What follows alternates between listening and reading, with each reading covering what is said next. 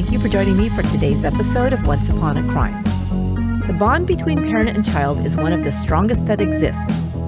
Some new parents report feeling an intense, unconditional love for their child the moment it's born. During their formative years, children may view their parents as everything, their caregiver, nurturer, and protector. But when a child is born to a parent who manipulates the parent-child bond for their own selfish needs, the child may grow up believing this distorted relationship is normal. This can create a dynamic in which the parent controls the child. Without forming a solid sense of themselves as an individual, the child may learn to obey the parent's wishes without question and blindly. In this month's series, A Family Affair, I'll share cases in which children are manipulated into involvement in criminal offenses, even murder, at the direction of a parent. First up, lust and greed spur a man to manipulate his 14-year-old daughter into committing murder. Later, when facing a lengthy prison sentence, loyalty to her father causes Cinnamon Brown to keep her father's secret, at first. This is Chapter 1 of A Family Affair. Daddy Knows Best, David and Cinnamon Brown.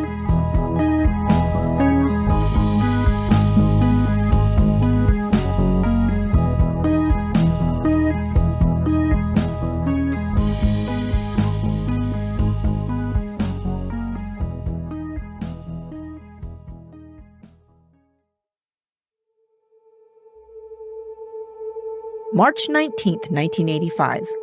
It was after midnight, and 14-year-old Cinnamon Brown was awakened abruptly in her Garden Grove home. She was sleeping in the bedroom she shared with her 17-year-old step-aunt, Patty. Her father, 36-year-old David Brown, entered the room and switched on the light. The room's furnishings, collectible dolls, stuffed animals, brightly covered bedding, and frilly curtains identified it as belonging to young girls. Cinnamon and Patty rubbed the sleep from their eyes as David entered. David Arnold Brown, 36, looked at least 15 years older than his chronological age. He had a pale complexion, bushy dark hair that curled over his ears, a broad forehead, and a pockmarked face. A small mustache sat perched over his thin, pinched lips. He was short in stature and thick around the middle. He woke the girls with a command. "Girls, it has to be done tonight," he said. Cinnamon was instantly awake, although she desperately wished it was a nightmare she'd soon be woken from. Cinnamon was petite, and at 14, her face still held traces of baby fat, which made her appear even younger. Her unusual first name could have described her hair, which was a dark auburn cinnamon brown. She was scared. She knew what her father wanted, but she didn't think she could do it. She looked at her 17-year-old step-aunt, Patty Bailey. Patty was her stepmother's younger sister, but Cinnamon regarded Patty as her sister too. Patty also looked scared, but had resolved to do what David Brown was asking of them. David spoke to Patty first, and she left the room. He then told his daughter to follow him. He took her to a room at the back of the house. On the counter were 2 bottles filled with prescription pills. He told her to take them. Shaking, she put out her hand, and her father poured a pile of pills into it. He handed her a glass of water and told her to swallow them all. There were so many large pills that Cinnamon didn't know how she would get them down. But with her father looking on impatiently, she managed to swallow most of them. They returned to the bedroom. Patty was holding the baby, Crystal. Crystal was 7 months old and was Patty's half-sister. David was married to Patty's sister, Linda, and Crystal was their first child. David told the girls he was leaving the house, and they knew what to do. As soon as he was gone, Patty handed the gun to Cinnamon. Cinnamon took it from her. Shakily, she walked down the hall to the master bedroom. Her stepmother, Linda, was asleep on the bed. The room was dark. She stood in the doorway for a moment, wondering how she had ended up here. Cinnamon told herself it couldn't be happening, just as she stepped closer to the bed, lifted the gun, and fired. Cinnamon Darlene Brown was the only child of David Brown and Brenda Curgis. Brenda and David met as teens in Southern California. When Brenda became pregnant, they were only 17. But the young couple was in love and wanted to be married. Their parents had to give legal consent before they tied the knot. Cinnamon was born a few months later, on July 3, 1970. The couple started their life together in Long Beach, California. David adored his baby daughter. He gave her the unusual name Cinnamon because he believed she would someday be famous and would need a unique and recognizable name. It was no wonder that David Brown thought his daughter was special, because he'd always believed he was special. Born in 1952 in Phoenix, Arizona, David was the sixth of 8 children. His father, Arthur Brown, was a mechanic and worked night and day to provide for his large family. Manuela, David's mother, stayed home and cared for her brood. Manuela was ruler over the home and children, with their father working such long hours. According to David, Manuela did so with an iron fist. He described his mother as selfish, controlling, greedy, and with a mean streak. She could be violent towards her husband and children, he claimed. Family members admit that Arthur Brown was a quiet man who generally deferred to his wife's opinion in most matters. Manuela was the more outgoing and vocal of the two. It was no secret that David Brown was not a fan of his mother's. His father was Caucasian and his mother was Hispanic. David would never acknowledge his mother's culture as his own, and would often make disparaging remarks about Hispanics. He openly criticized, teased, and tormented his mother as he got older. Even so, he kept her close, calling on her to help with her granddaughter Cinnamon and later Crystal, something she was more than happy to do. David grew up in a lower middle-class family and always aspired to more. In the 1960s, the family moved around Southern California. David was bright and did well in school, but missed much class time due to one illness or another. David Brown was a hypochondriac from the time he was a child. He was constantly complaining about various ailments, and starting in his teens, David claimed he had cancer. He continued to tell people he was dying of cancer for the next 20 years. He always felt superior to his classmates and peers, although it's more likely that he had very low self-esteem and looked to connect with others who were in dire straits to boost his ego. He'd swoop in like a hero, rescue them, and then expect complete loyalty and devotion in return. But I'm getting ahead of myself. More on that later. He dropped out of school in the 8th grade and began working low-level jobs to provide for himself. David had little regard for his family or siblings and only contacted them when he needed something. His 2 main interests were women and making money. His first steady girlfriend was Brenda Curgis. They met at 15 and became inseparable. Brenda did not have an easy childhood, and the family lived in near poverty. She was a chronic runaway when she met David. He would later claim that she was his first sexual relationship. At 16, they ran away together and survived by working odd jobs. Brenda ended up being the primary breadwinner. David was often too ill to work. He took scads of over-the-counter medications for what he said was a laundry list of diagnosed conditions, allergies, bronchitis, and constant respiratory illnesses being just a few. After they married and Cinnamon was born, they applied for government assistance to help keep a roof over their heads and their newborn in diapers. As a welfare recipient, David qualified for a work incentive program that provided free job training. In 1971, he was enrolled in Control Data Institute and trained to work with computers. He was a quick learner who became quite skilled in technology work. After completing his training, he was hired to work for the computer firm RandomX.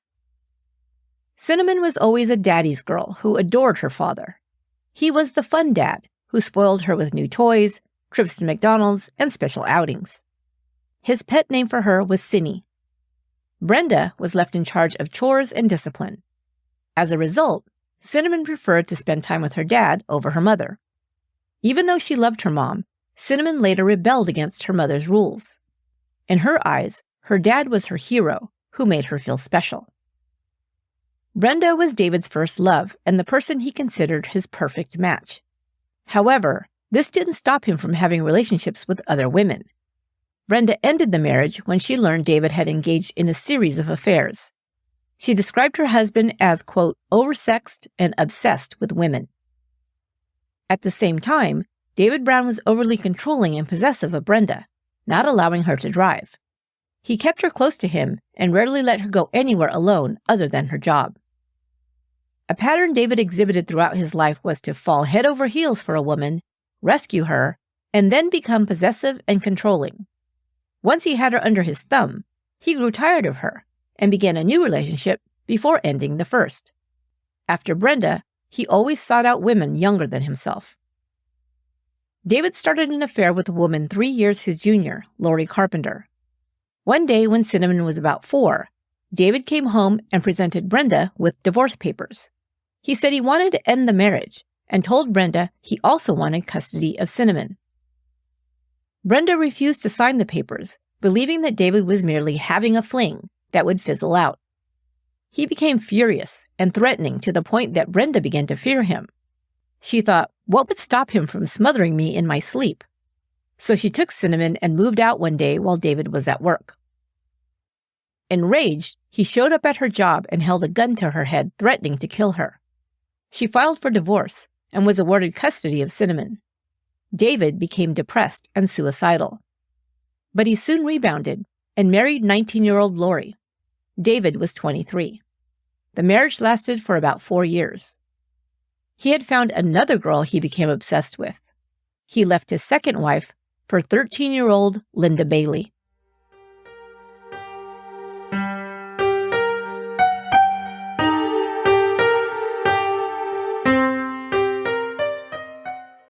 Linda Bailey, like Brenda, came from a large family where she had to compete for attention and resources. Ethel Bailey had 11 children, 7 of whom still lived at home. She was raising them alone and barely made ends meet. There was no money for extras, and even a fast food meal was out of the question. So when David came along and offered to pay Ethel's girls to clean his house, it seemed like a godsend. Although only in his mid-20s, David appeared pale and sickly. He told Ethel he was dying of colon cancer and needed help at home. He lived down the street from the Baileys, and 15-year-old Pam Bailey and 13-year-old Linda began earning a few dollars doing chores and errands for him. But David had more on his mind than chores. Before the ink was dry on his divorce papers to end his second marriage, he was dating 15-year-old Pam, who was 10 years his junior. But his real interest was 13-year-old Linda Bailey, with whom he began a secret relationship. We'll see this as a pattern of David Brown's as well. He'd often carry out multiple relationships with very young girls who looked up to him as a hero and a provider. It's not too much of a challenge for an older man to throw a few bucks around to impress young girls who live in poverty without male role models. Not even for David Brown, who had a fragile ego and was pale, flabby, and sickly. He had 2 things going for him: a good job and the gift of gab. David Brown could sell ice to penguins to get what he wanted. Although he claimed to be on his deathbed, he had a strong, booming voice. This, combined with the sweet talk of a promised future, kept the vulnerable girls he targeted devoted to him. He tested the Bailey girls' loyalty by steering them into petty crimes. He thought having the teen girls sneak around at night and steal tools out of pickup trucks was a kick. He would later test his daughter Cinnamon's loyalty by having her shoplift small items from stores. David had ended his relationship with Pam Bailey. He began openly dating her sister Linda when she was 15 and he was 24. Linda Bailey was the 7th child of the 11 Bailey children. Her father Clyde had fathered 6 children with Ethel before he disappeared from their lives. Linda had a twin brother named Alan. Linda was a blonde-haired beauty who was intelligent and self-confident. Many boys wanted to date her, but once David was in the picture, she wanted no one else. She was in love and convinced her mother to give her permission to marry him when she was 17. They married in Las Vegas in 1979. He was 27. But for reasons not entirely clear, David had a change of heart and kicked Linda out of his house a month later. He claimed she was too immature. Well, duh. Linda returned home. David had left RandomX and taken a job working for Memorex, earning an even larger salary. He liked to spend his money on the Bailey girls, who were so easy to impress, with shopping sprees to buy clothes and trips to Disneyland. He left Memorex to start his own company, Data Recovery, Inc. He had developed a process to retrieve data from damaged computers. His company was credited with saving the information stored on computers damaged in the Las Vegas MGM Grand Hotel fire in 1980. Data Recovery, Inc. won awards as a computer disaster specialist. Soon after divorcing Linda, he began dating a woman named Cindy, whose last name has been lost over time. Even David said he couldn't remember it. Cindy had 2 children from a previous relationship, and David quickly decided he didn't want to be a stepfather. He and Cindy divorced after 8 months of marriage. While he was married to Cindy, David was secretly seeing his ex-wife Linda on the side. Soon after his 3rd divorce, he remarried Linda. Linda began working at Data Recovery alongside David. She learned the process used to recover data, helped manage the business, and was an integral part of its success. Maybe you're wondering what happened to David's terminal cancer diagnosis. Right before he married Linda for the first time, he made an announcement to the Bailey family. It was a miracle. He had beaten the cancer. His doctors had cautioned him that it could still flare up, but he was optimistic that he'd live longer than he'd first expected, he said. Anywho, in 1981, David and Linda seemed to be doing great. They'd moved into a rented house in Orange County, California, and then moved into a larger home. In December of that year, Linda's younger sister Patty moved in with them.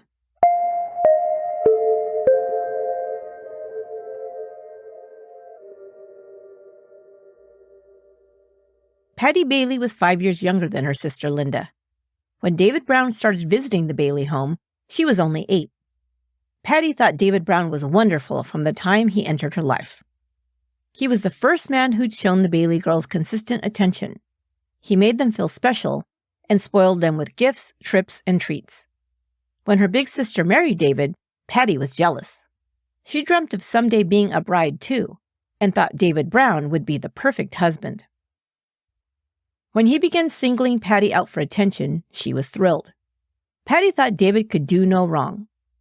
But many of David's decisions were wrong. Very wrong. It was wrong to start a sexual relationship with girls barely in their teens when he was in his mid to late 20s. It was wrong to marry one of them and then immediately began sleeping with other women, sometimes his bride's sisters. And it was wrong to start sexually grooming 11-year-old Patty Bailey. It started with special attention, as I mentioned. He had Patty sit on his lap and told her how pretty and intelligent she was. He said someday she'd be as beautiful as her sister Linda. Maybe even more beautiful, he whispered. Patty lapped up the attention, desperate for male love and approval. Her father had abandoned her mother when Patty was just a toddler, so she didn't remember much about him. She didn't even know where he was. She was only told he was originally from Pennsylvania. She once told a teacher that her father was in a hospital somewhere, but no one would tell her where. Patty has been described as more quiet and serious than her sisters. She rarely smiled or spoke up, and often blended into the background. David, ever the predator of very young girls, immediately recognized her vulnerability and exploited it. Patty had long blonde hair like her sister, but even at 15, she had a baby face and a pug nose that made her look like a little girl. She acted more mature than her age, having grown up fast in a chaotic household, and of course, being treated as a sexual object by David Brown. He secretly promised the 11-year-old he'd marry her someday when she was old enough. Patty would later say, quote, "David treated me special. He'd let me sit on his lap and give me attention and tell me I'm a good kid and go out and buy me clothes and make me feel real good about myself." End quote. What started out as fondling when Patty was 11 and 12 became sexual intercourse by the time she was 15, although it might have been much earlier. For her part, Patty thought she and David were in love. She later stated she believed what David was doing with her was normal. Quote, "I just thought that's the way it went in a normal house," she said. David would gain full access to young Patty when she moved out of her mother's home and in with him and her sister Linda. The trio eventually settled in a rented house in the city of Garden Grove. Patty had her own room for the first time in her life, a closet full of clothes, and a brand new bedroom set. Except for being jealous that Linda was David's wife, Patty was the happiest she'd ever been. David's daughter Cinnamon was 3 years younger than Patty. Cinnamon periodically moved in with her dad, Linda, and Patty when she and her mom weren't getting along. Cinny, as her dad called her, was petite at just over 5 foot tall and weighing less than 120 pounds. Patty was taller with a slightly larger frame, but also petite. Where Cinnamon was lively, outgoing, and a chatterbox, according to family members, Patty was quiet, reserved, and a loner. Truth be told, Cinnamon sometimes got on Patty's nerves. She was always talking too much, singing too loud, and making sarcastic jokes that Patty just didn't get. Patty especially disliked sharing David's attention with not just her sister, but also Cinnamon when she was around. But there were other times when the girls had fun together. They'd stay up late watching movies, gossiping, and listening to music. Cinnamon didn't have a room in her father's house, but shared Patty's. There was only one bed in Patty's bedroom, but a trundle bed could be pulled out underneath it for Cinnamon to sleep on. Although Cinnamon was little more than a guest in her father's home, she didn't seem to mind it. She liked having a sister and loved spending more time with her dad. She and her stepmother Linda weren't close, but seemed to get along okay for the most part. But something changed. David grew discontent in his marriage to Linda. Maybe, at age 21, she was becoming too old for her 31-year-old husband. Perhaps he wanted to replace her with her 16-year-old sister. Or maybe it was about money. In 1983, David started complaining to Patty that Linda was trying to push him out of the business he'd founded, Data Recovery. He claimed that Linda and her twin brother Alan were trying to take his company. Over several months, David convinced Patty that her sister would stop at nothing to take control of his business and his finances. He told her that Linda and Alan might even have him killed, claiming they had ties to the mob. Patty believed David, and it scared her. He'd provided the first stable home she'd ever had. She also was in love with him. She became more anxious as David came home from work with more stories about the shady dealings going on behind his back between his wife and her brother. Cinnamon was spending more time at her father's house in late 1983. That fall, Linda learned that she was pregnant with their first child. Cinnamon was excited about the baby and thrilled when her half-sister Crystal was born in July of 1984. She had been ping-ponging back and forth between her mother's house in Anaheim and David's house in Garden Grove. Her mother remarried, and Brenda and her husband Terry Sands had a daughter together they named Penelope. There were the usual tensions between a teen girl and her mom when Cinnamon reached high school. It was exacerbated by the challenges of being a blended family. David had long ago convinced his daughter that he was her hero, even competing with Brenda for Cinnamon's love and loyalty. All this made the fact that she liked her stepfather complicated for Cinnamon. Perhaps to prove her loyalty to her father, Cinnamon began defying the rules at home a bit more than usual. This led to more tension and arguments between Cinnamon and Brenda. So, in the late summer of 1984, it was agreed that Cinnamon would move in with her dad and Linda and enroll at school in Garden Grove in the fall. Before long, David started sharing his woes about his wife and her alleged planned coup of his business with Cinnamon. Together, David, Patty, and Cinnamon had several discussions about it over the next few months. David began telling the girls that he was in fear for his life. He said he was convinced that Linda and her brother Alan planned to have him rubbed out to gain control of his company. The business was very successful by this time, and the Browns earned an excellent income. David told the girls he believed he was in danger of being killed at any time. The only option, he said, was to leave town. He'd have to move away to hide from them, he said. Both Patty and Cinnamon were terrified of losing David. It was with David that they felt safe, protected, loved, and provided for.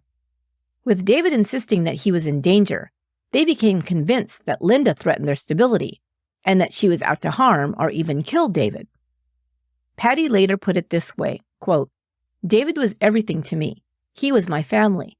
If I thought he was going to be taken away, that'd be like pulling the plug."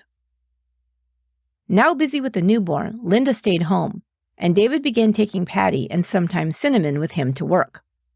While driving to or from the office, David began discussing with the girls ways to get rid of Linda. It started as a game, Cinnamon would later say. David would encourage them to think of ways to bump off Linda. How would they do it, they speculated? Use a pillow to suffocate her? Make it look like an accidental shooting? Electrocute her by dropping a toaster in the bathtub? Cinnamon said they laughed about this idea when they remembered that Linda only took showers. But at some point, the girls came to realize that David was serious. He said it was either Linda or him, and he needed to get rid of her before she killed him. Cinnamon and Patty tried to suggest alternate ways to keep David safe. Why not just divorce her, Cinnamon asked. He'd divorced more than once already. What was the big deal? David nixed this idea, saying Linda knew too much about the process he'd invented for data recovery. She'd use it to set up a competitive business, he said, and wipe out all his clients. Also, there was the alimony he'd have to pay her if they divorced. Again, he said his financial future was on the line, and he'd have no money to provide for himself or anyone else. They finally decided that shooting Linda would be the most straightforward plan. He told the teens that one of them would have to do it because he was too ill and, quote, didn't have the stomach for it. Patty may have had an additional motivation for wanting her sister gone. Linda had become increasingly annoyed at her little sister's obvious crush on her husband. It really bothered Linda when she was heavily pregnant that summer, and her 16-year-old sister was parading herself in shorts and bikini tops in front of David. Linda became angry and tried sending Patty home to their family in Riverside, but David brought her back. He said he knew that Patty had a crush on him, but convinced Linda he'd talked with her on the way home and told her to back off.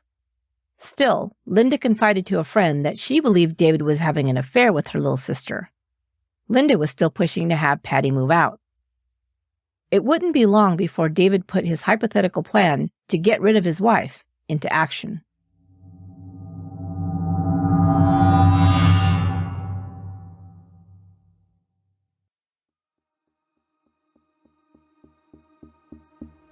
David Brown had decided he needed to rid himself of his wife.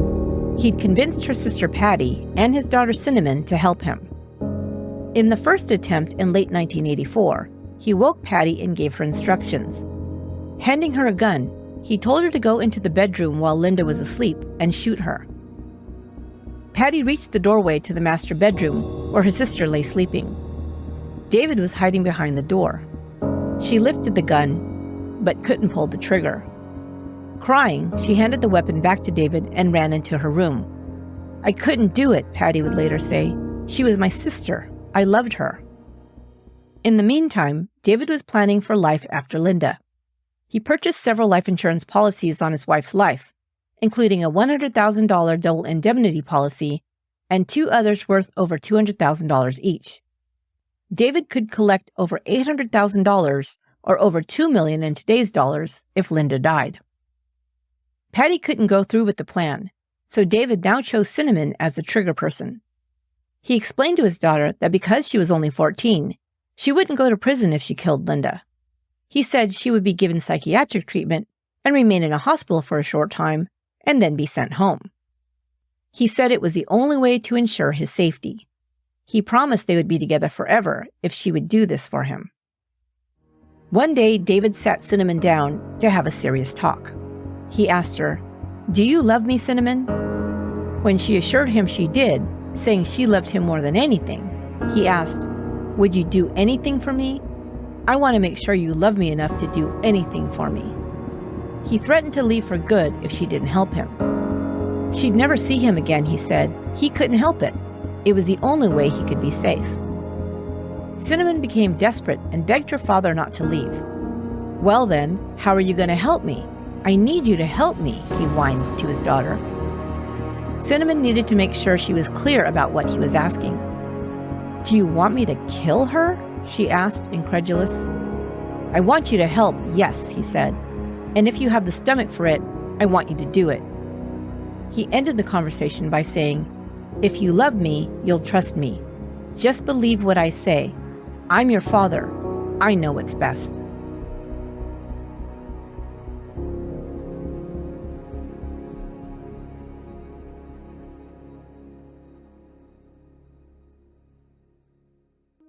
14-year-old Cinnamon Brown heard her father's voice echoing in her head as she stood above her 23-year-old stepmother, Linda. She later said, "I loved my father. I didn't want to lose him. Why would he tell me to do something that wasn't right?" Cinnamon pulled the trigger. David had instructed her to put a pillow over the gun to muffle the sound.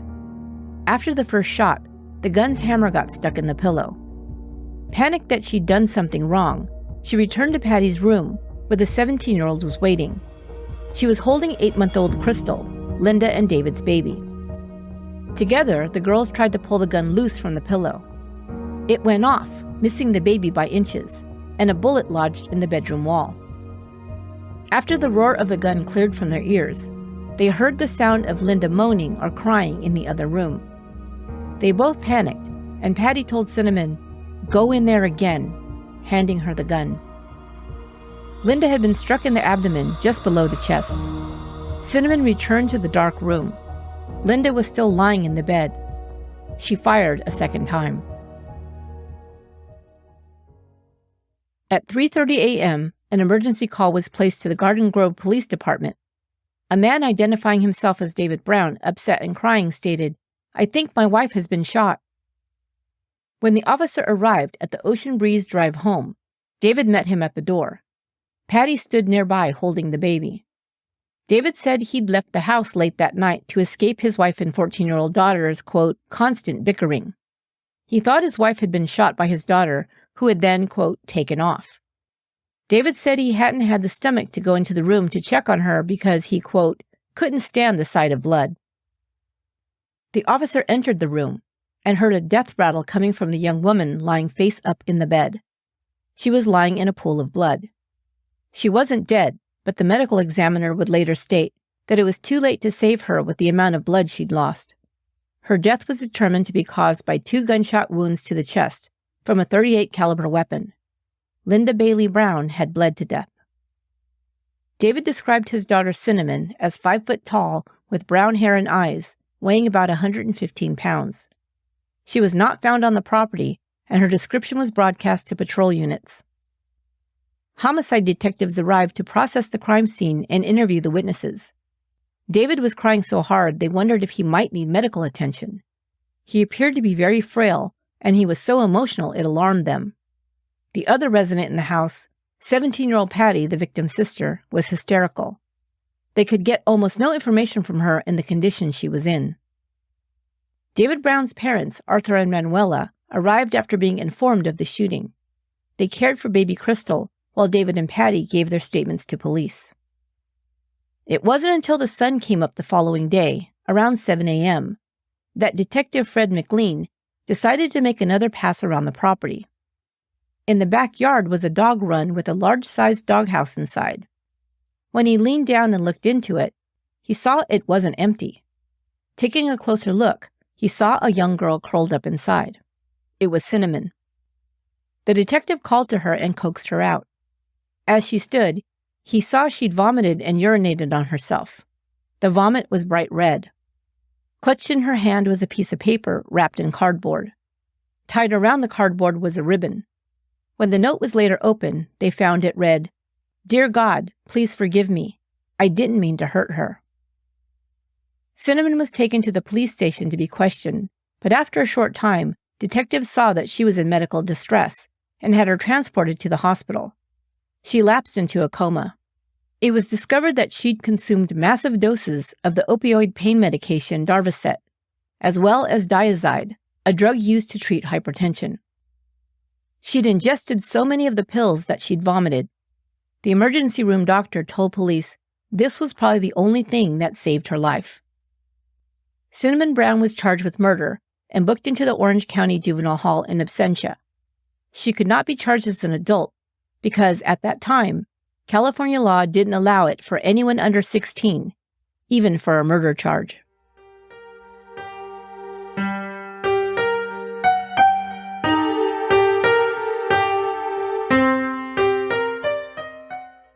Before Cinnamon Brown began to lose consciousness, she appeared alert enough to answer questions. During that time, she confessed to shooting her stepmother. She took full responsibility and didn't implicate anyone else in the crime. When told Linda was dead, Cinnamon seemed genuinely surprised. "She's dead? Oh no," she cried. She said she and Linda had a big fight because her stepmother wanted her to move out. "She was tired of me and didn't want me around," she explained. She said she'd found the gun in her father's office. Cinnamon said the reason she had shot Linda was, quote, "She hated me. I was angry with her." She made a full recovery and was charged with first-degree murder. She was tried in juvenile court in August 1985. In the California juvenile court system, there is no jury present. The judge hears the case, makes the decision, and hands down the sentence. Cinnamon went before Judge Robert Fitzgerald, and her case was prosecuted by Orange County Assistant District Attorney Jeffrey Robinson. He told the court that Cinnamon had killed her stepmother in cold blood because she was a, quote, "depressed and angry girl." Her father paid for her defense attorney, Al Forget. Cinnamon pled not guilty by reason of insanity. Her attorney called expert witnesses to testify that she was not mentally competent at the time of the murder. She did not take the stand in her own defense. After recovering from the near-fatal overdose, she claimed not to remember anything from the night Linda was killed. She denied confessing to murder. Cinnamon went even further, saying she didn't believe Linda was really dead. Cinnamon's attorney hired a clinical psychologist to interview her, her father, and other family members to prepare for the trial. David Brown mainly talked about himself, spewing off a laundry list of his medical ailments: hypertension, an ulcerated colon, allergies, bronchitis, etc. He spoke glowingly of his father, while stating he hated his mother, who he described as cruel and violent. He claimed to have been suicidal throughout his life and hospitalized more than once. He blamed the women in his life for his miseries, his mother and his first wife Brenda specifically. Other witnesses interviewed said Cinnamon overall was a happy girl who got along with nearly everyone. They'd seen no major issues between her and Linda. If anything, Cinnamon's only problem was the tug-of-war she experienced as she moved back and forth between her mother and father's homes. Some family members said that Cinnamon had always seemed desperate for her father's love and attention. David Brown, however, was another story. His ex-wives and others described him as very controlling and domineering with the women in his life. Linda couldn't go anywhere without David, and Cinnamon and Patty couldn't have friends over or give out their phone number. David forbade the girls to date or socialize with boys. Still, David Brown had no criminal record, and investigators could find no evidence connecting him to his wife's murder. David Brown had promised his daughter that if she killed for him, she'd be sent to a psychiatric hospital for a short time and then released to come home. He was wrong. On September 13, 1985, Cinnamon received her sentence. Judge Fitzgerald ruled that Linda's murder had been committed with premeditation, deliberation, and malice aforethought. He sentenced Cinnamon to 27 years to life. David Brown was present in the courtroom for the sentencing. He had not attended one day of her trial, stating that it would be too taxing on his health. Cinnamon was gobsmacked. She had believed everything her father had told her, but this time he'd been very wrong. She was sent to the Ventura School in Camarillo, California, a California Youth Authority facility, to serve her time.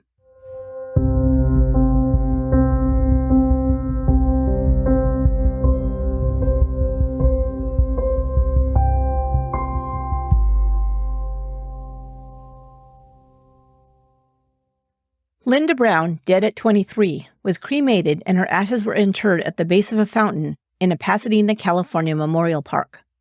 David Brown collected $835,000 on life insurance policies he'd taken out on her life just months before her murder.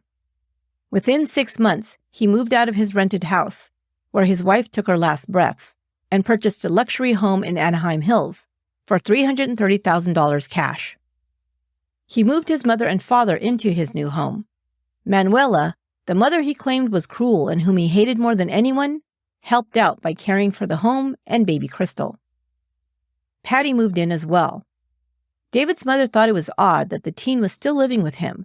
Why didn't she move back with her own family, she asked repeatedly. David either ignored her or told her to mind her own business. Patty had her own room in the home, But it didn't take a detective to see that she had taken her sister's place in David's life and his bed. Speaking of detectives, Jay Newell, the senior investigator for the Orange County DA's office assigned to investigate Linda's murder, felt something was off about the whole thing. Cinnamon had confessed, been tried, and convicted, but he couldn't let it go. Something was fishy, he thought, and he believed it began and ended with David Brown. First of all, he thought, Brown is too sick to attend his daughter's trial? His behavior at having just lost his wife didn't track either. When he finally showed up to attend Cinnamon's sentencing, he didn't act appropriately for the seriousness of the situation. Cinnamon's mother, Brenda, had attended all her daughter's court proceedings. When David finally showed up for the sentencing, he sat behind his ex-wife in the courtroom and acted like a smitten schoolboy. He repeatedly pulled at her hair and tried to get her attention, annoying Brenda. Jay Newell became even more suspicious of David Brown. He decided to check up on him periodically. What he learned over time gave him even more reason to think Brown was involved in Linda's murder. He'd been awarded a large insurance settlement soon after his wife's death, purchased an expensive home and several luxury vehicles, and seemed to be having the time of his life. And on one surveillance trip to the Anaheim Hills home, Newell observed David with Linda's teenage sister Patty locked in a passionate kiss. Meanwhile, Cinnamon was locked away, without knowing what her father was up to on the outside. He only visited her occasionally. He'd promised to hire someone to work on getting her released, but had done nothing. After she was convicted, David told her that she should refuse to participate in any counseling or therapy programs in prison. Of course, this was for his benefit, not his daughter's. He couldn't risk that she might share something with a counselor about his involvement in her crime. Then Jay Newell turned up some choice information on David Brown. He discovered that he and the murder victim's sister, Patty Bailey, had secretly married in Las Vegas in July 1986. David hadn't even revealed the marriage to his parents, who lived in the home with them. Patty had balked at keeping their union a secret, especially since she was pregnant. But her new husband told her that people would, quote, jump to conclusions and think they had something to do with her sister's murder, so they had to keep the relationship under wraps. Patty and David's daughter was born in September 1987. They named her Heather Nicole. David didn't allow Patty to name him as the father on the birth certificate. He came up with the story that Patty had met a guy and gotten pregnant. The guy had taken off, and David had generously allowed her to continue living in his home with the baby. Cinnamon had been in prison for 3.5 years when she learned about the insurance money her father had received and that Patty was still living in his home. She had long suspected that Patty and her father had something going on between them. She'd once caught them kissing when they thought no one was around. Her father had tried to convince her it was nothing, but had also sworn her to secrecy. She'd been suspicious ever since. Now she knew it was true, and that Patty, who'd also conspired in her sister's murder, was living in luxury with her father while she rotted away in jail. Cinnamon was finally ready to tell what she knew. Jay Newell's spidey sense about David Brown had paid off. His patience in waiting for just the right time to talk to Cinnamon would result in Brown finally being served justice.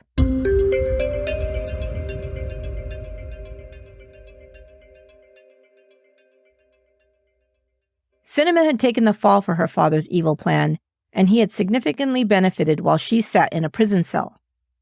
Her father had married Patty and started a family with her. Patty had it all: a house with a pool, money, and a husband who gave her everything she could want. All while Cinnamon had been virtually forgotten. She could no longer abide it. She was ready to talk. Cinnamon agreed to speak with investigator Jay Newell and tell him what had really happened. She explained how her father had chosen her to shoot Linda, whom he'd convinced her was a threat to his life. She'd been young and naive enough to believe him and had done his bidding. She didn't hate Linda, she told Newell. In fact, she loved her, and it pained her greatly that she'd taken her life and that her daughter Crystal would never know her. Newell believed Cinnamon was telling him the truth, but said they needed evidence in order to charge her father with a crime. Was she willing to wear a wire the next time he visited? Cinnamon was nervous, but agreed. They asked her to try and steer the conversation to his part in the murder plot. On August 13th, 1988, David visited Cinnamon. They were allowed to meet outside on the grounds. They sat across from each other at a picnic table. Cinnamon was wearing a hidden microphone. Detectives were listening in and recording the conversation. At first, David repeated the lie about Linda and her brother plotting to kill him with the help of the mob. Cinnamon started recounting the things she remembered from the night Linda was killed. What about the pills he gave her? She'd almost died. Didn't he know how dangerous it was for her to take so many pills?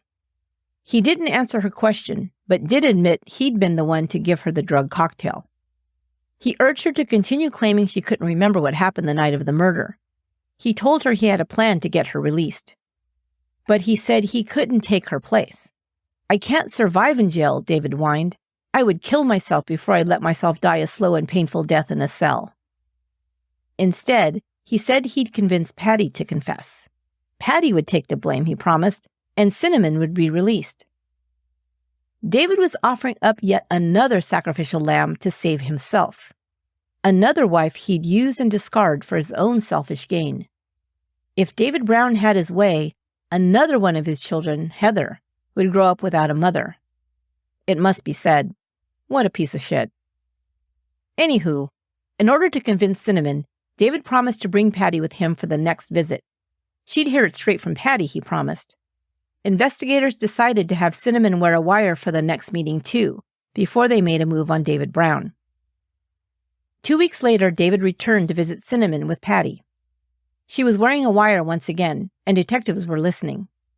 They gave Cinnamon instructions on what to say and what questions to ask through an earpiece. At first, David and Patty denied Cinnamon's account of the night of the murder. They tried to gaslight her and make her doubt her memory. But Cinnamon stayed firm, often sounding frustrated by their lies.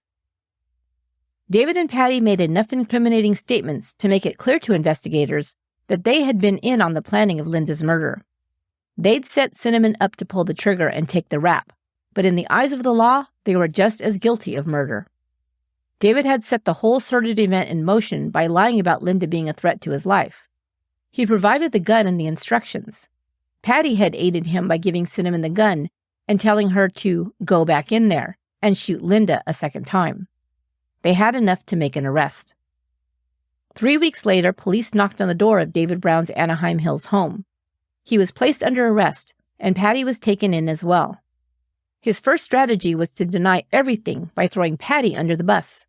He said he was terrified of Patty and had believed that she was the actual killer. He even denied having a relationship with her. Portions of his recorded conversation with Cinnamon were played for him. Once Brown realized they could use his own words against him, he admitted he told his daughter to take the blame, but only because he was afraid of Patty and her family. He said he never believed the girls would go through with the murder. All the conversations about killing Linda were, quote, just a joke, a game. I was shocked that Linda was killed, David claimed. In September of 1988, David Brown was charged with the murder of Linda Bailey Brown. He pled not guilty. After hearing the evidence, the jury took less than 7 hours to convict David Brown of first-degree murder and conspiracy to commit murder. They attached special circumstances to the charge because the murder was committed for financial gain. Patty Bailey was also charged. Because she was 17 at the time of the murder and cooperated with the DA, testifying at David's trial, she was tried in juvenile court. She pled guilty to first-degree murder and was sentenced to prison until she reached the age of 25. She was 22 years old at the time. Cinnamon was 20. Judge Donald A. McMartin sentenced David to life in prison without the possibility of parole. The case had started as a possible death penalty case and had been pleaded down before trial. The judge addressed this before handing down the sentence. Quote, "If this had gone to the jury as a death penalty case, I'd have no problem sentencing your client to either life without the possibility of parole or to death," he said to David's attorneys.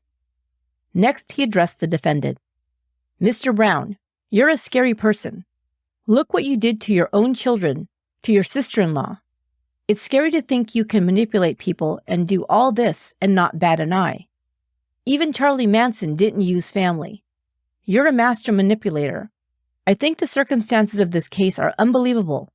You had no concern for your daughter, your sister-in-law, or your wife. If Cinnamon had gone under, you would have walked away. Mr. Brown, you make Charlie Manson look like a piker. But David Brown, unbelievably, wasn't done attempting to do away with people for his own gain. While awaiting trial, he approached another inmate and offered to pay him $500,000 to kill Patty, investigator Jay Newell, and DA Jeffrey Robinson.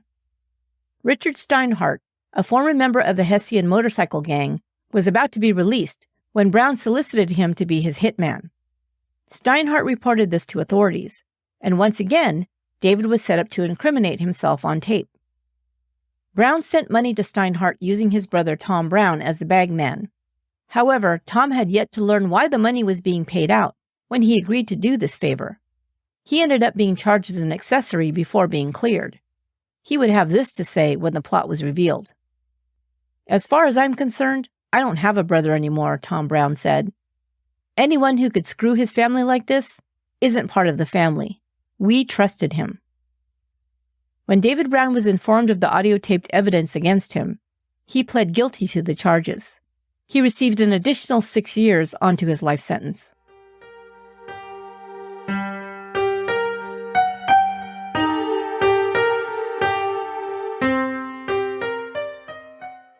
While serving her time at the Ventura School, Cinnamon Brown completed her high school education and attended college classes, earning her Associate of Arts degree. She worked for over 3 years while in prison as an airline ticket reservation clerk. In 1992, after serving 8 years, Cinnamon was released at age 21. She moved back to Orange County and spent her first few months with a foster family. She remained close friends with investigator Jay Newell and DA Jeff Robinson and their families. They helped her to transition back into society, and she was forever grateful for their help and support. In 1994, Cinnamon married. Her parole ended the following year. She now works in the travel industry and has refused most requests for interviews. She has also expressed deep remorse for Linda's murder. Quote, "I feel very ashamed of what I did to Linda. It's very painful knowing I took her life, and she'll never have a chance again. I cry and pray for her often because I loved her. That's what hurts more than anything. I loved her, and I still believed my father's lies, and I killed her." End quote. Patty was released from prison at 25, 1 year after Cinnamon. She served her time in the same facility where Cinnamon was incarcerated. For a time, they were placed in adjacent cells. Once David Brown was arrested, he never communicated with his daughter Cinnamon again. Patty, however, received letters from him almost daily, which she enjoyed reading out loud, still competing with Cinnamon for David's attention. David continued to deny that her daughter Heather was his child. After release, Patty changed her name. She married and fought for custody of her daughter and won. In 1994, she gave birth to twin boys. She attempted to connect with Cinnamon, but Cinnamon declined, saying she wasn't ready and just wanted to focus on re-entering society. David Brown died in prison in 2014 of natural causes. He was 61. He'd hired professionals to manage his company, Data Recovery, Inc., and continued to be paid from its profits while in prison. This case became a media sensation when the murder occurred, and it was discovered that David Brown had manipulated his 14-year-old daughter into killing his wife. It became the subject of 2 books and a made-for-TV miniseries. If you're interested in reading more about this story, you can still find the books in print. A Killing in the Family was authored by Danielle and Tim Hill and Stephen Singular. If You Really Loved Me was written by Anne Rule. Both were published in 1991. The TV movie Love, Lies, and Murder aired in 2 parts in February of 1991. It stars Clancy Brown as David, Cheryl Lee as Patty, and Moira Kelly as Cinnamon. That will do it for this episode of Once Upon a Crime. Once Upon a Crime is written and produced by me, Esther Sanchez-Ledlow. My administrative and production assistant is Lorena Garcia. You can find all episodes of Once Upon a Crime, along with our links to our social media, on our website, truecrimepodcast.com. I'll return next week with the second chapter in the series, A Family Affair. Make sure to subscribe or follow Once Upon a Crime on your favorite podcast app so you don't miss an episode. Check out the videos that accompany each episode on YouTube.